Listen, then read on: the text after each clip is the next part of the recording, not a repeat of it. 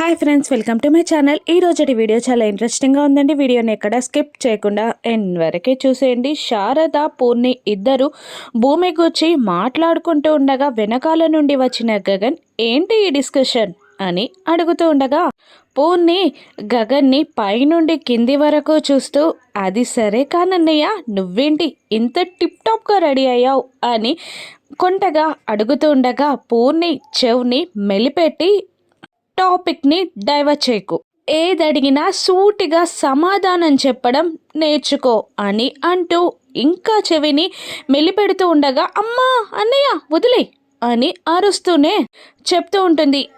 భూమిని ఈ ఇంటి కోడలుగా వస్తావా అని అమ్మ భూమిని అడిగేసింది అని పూర్ణి అనగానే శారద గతుక్కుమంటుంది. కోపంగా చూస్తూ ఉంటాడు గగన్. అలా ఎలా అడిగేశావమ్మా అని అడగగానే ఏమో మనసులో అనుకున్న మాట అడిగేసిందిలే అన్నయ్య అని పూర్ణి అనేస్తుంది.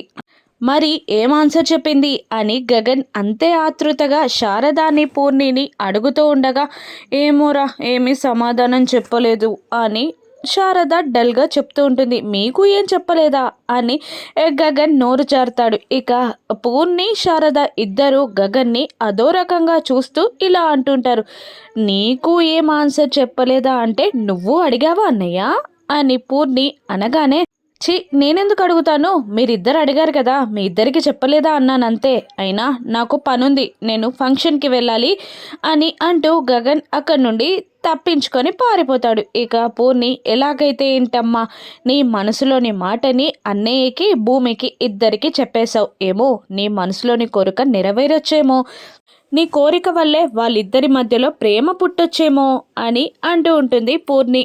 ఇక శారద కూడా నవ్వుకుంటూ ఉంటుంది. ఇక నక్షత్ర బర్త్డే పార్టీ కోసం రెడీ అవుతూ ఉండగా అపూర్వ వచ్చి నక్షత్రాన్ని విష్ చేస్తూ పొగిడేస్తూ ఉంటుంది. ఎంత బాగున్నావో తల్లి అని అంటూనే ఈరోజు మీ డాడీ అయితే నీ ప్రవర్తనకి చాలా మైమర్చిపోయారమ్మా, మంచి పని చేశావు, మాట తీసుకొని అని అంటూ ఉండగా పెన్నుపోటు అని అంటూ ఉంటుంది గోరెంటాకు పిన్ని. వెన్నుపోటేంటి, ఎవరిని వెన్నుపోటు పొడిచారు అని అపూర్వ అంటూ ఉండగా వెన్నుపోటు కాదు పెన్నుపోటు, ఆస్తి రాయించుకోవడానికే కదా నీ బిడ్డ మాట తీసుకుంది అని గోరెంటాకు పిన్ని అసలు విషయాన్ని అపూర్వ అడగమని సైగ చేయడంతో నువ్వు మంచి పని చేసావు తల్లి, మీ నాన్నగారి దగ్గర మాట తీసుకొని మంచి పని చేసావు. నలుగురిలో అడిగితే మీ నాన్నగారు ఖచ్చితంగా కాదనలేరు, కాబట్టి నువ్వు నలుగురిలో ఆస్తి నీ పేరు మీద రాయమని అడిగేసాయి, అప్పుడు ఖచ్చితంగా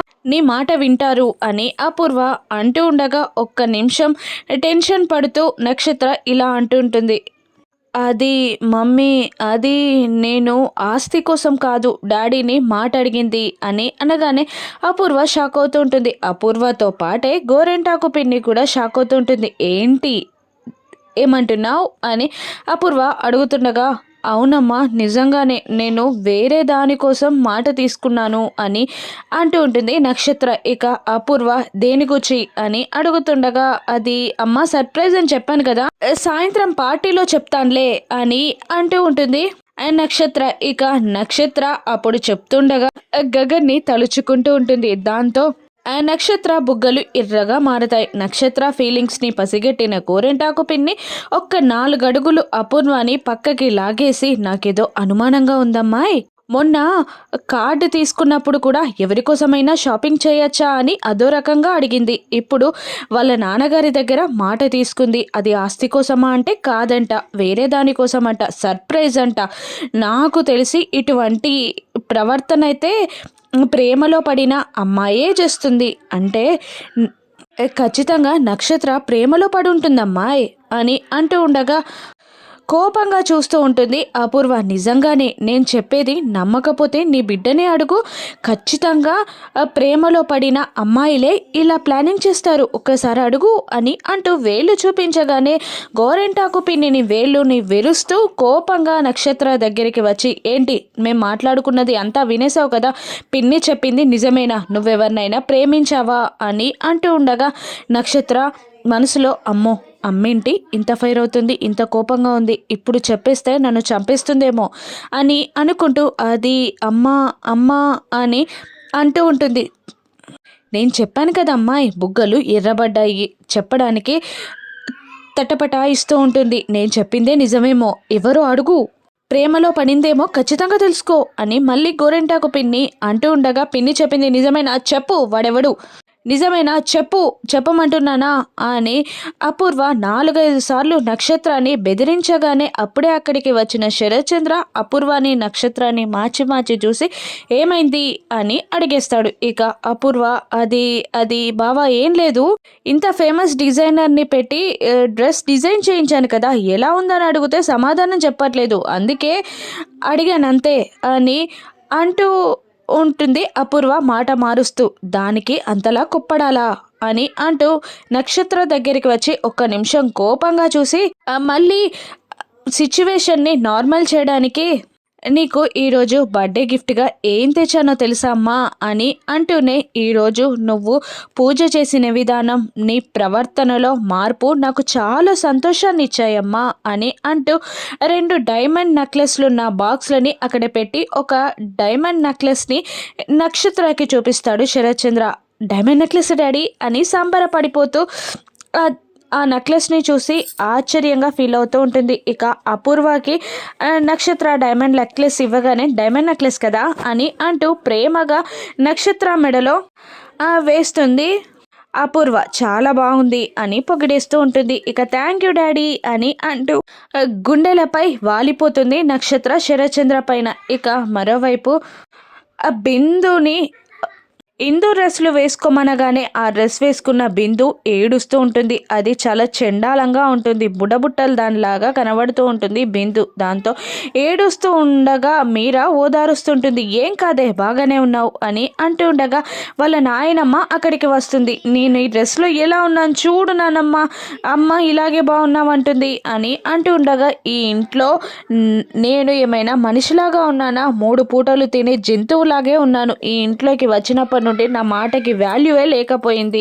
అని అంటూ ఉండగా అప్పుడే అక్కడికి చెర్రి వస్తాడు. ఇంకా బిందుని ఏడిపిస్తూ ఉంటాడు, కోతిలాగా ఉన్నావని. అప్పుడే కృష్ణప్రసాద్ అక్కడికి వచ్చి బిందుని ఓదారుస్తూ, నాకు ఒక మాట చెప్తే నీకు బర్త్డేకి డ్రెస్ తెచ్చేదాన్ని కదా నాన్న అని అంటూ ఉండగా, ఎందుకు అలా, మా వదినని అడగకుండా ఎందుకు తేవాలి, మా వదిన అందరినీ బాగానే చూసుకుంటుంది కదా అని అమాయకంగా మాట్లాడుతూ ఉంటుంది మీరా. ఇక కృష్ణప్రసాద్ కోపంగా, అవునవును మీ వదినకి మీ వదిన ఫీలింగ్సే తప్ప ఎవరి ఫీలింగ్స్ పట్టుతాయిలే అని అంటుండగా మళ్ళీ ఏడుస్తూ ఉంటుంది బిందు. నేను ఇలాగే రావాలా అని అంటూ ఉండగా కృష్ణప్రసాద్ అక్కడి నుండి వెళ్ళిపోతాడు. ఇక డ్రెస్ చించుతాను అన్న చెర్రీని కూడా కోపంగా తిడుతూ ఉంటుంది బిందు. ఇక చెర్రీ కూడా అక్కడి నుండి వెళ్ళిపోతాడు. బిందు ఏడుస్తూనే ఉండిపోతుంది. ఇక మరోవైపు ఇంకొక నెక్లెస్ బాక్స్ని చూసిన గోరెంటాకు పిన్ని, అపూర్వ నీకోసం కూడా అల్లుడు గారు ఏదో తెచ్చినట్టున్నారు అని అంటూ ఉండగా, కాదు ఇది నా పెద్ద కూతురి కోసం అని అనేస్తాడు శరత్చంద్ర. దాంతో అప్పుడే అటువైపుగా వస్తున్న భూమి శరత్చంద్ర మాటలు విని రూమ్ బయటే డోర్ దగ్గర నిలబడి మాటలన్నీ వింటూ ఉంటుంది.